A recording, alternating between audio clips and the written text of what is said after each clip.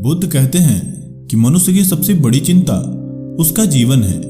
वह चाहता है कि उसका जीवन बचा रहे और इसलिए उसे भविष्य से डर लगता है और अतीत में खोया हुआ वह सदैव चिंतित रहता है। उसे जीवन के बारे में जानने से अधिक मृत्यु को जानना पसंद करता है और वह इसी ही प्रयास में लगा रहता है।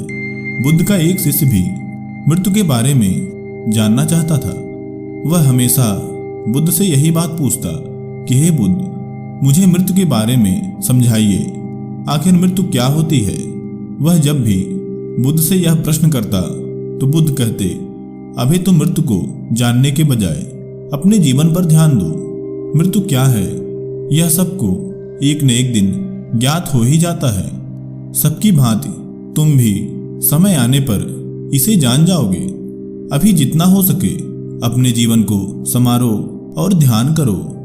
कुछ दिन बीत जाने के बाद उस शिष्य ने फिर से बुद्ध से पूछा, हे बुद्ध, मैंने आपसे कई बार पूछा कि मृत्यु के बाद क्या होता है, आखिर मृत्यु क्या होती है, परंतु आपने मुझे आज तक यह बात नहीं बताई।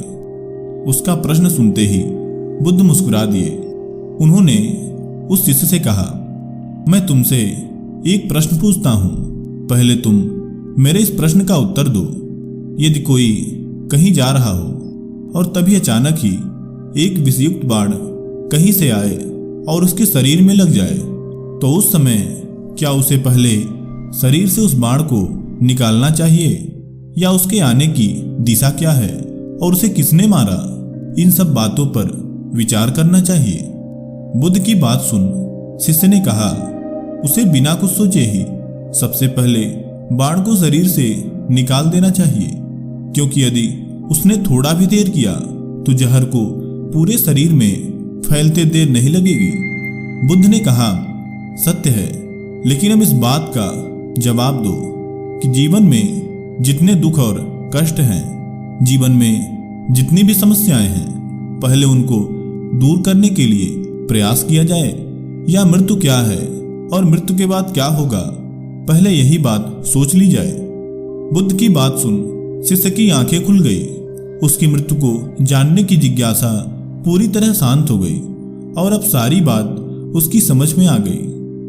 तो दोस्तों, अगर आपको हमारा यह वीडियो पसंद आया हो तो इसे एक लाइक और ऐसे ही ज्ञानवर्धक वीडियोज पाने के लिए चैनल को सब्सक्राइब जरूर करें। आपका बहुत बहुत धन्यवाद।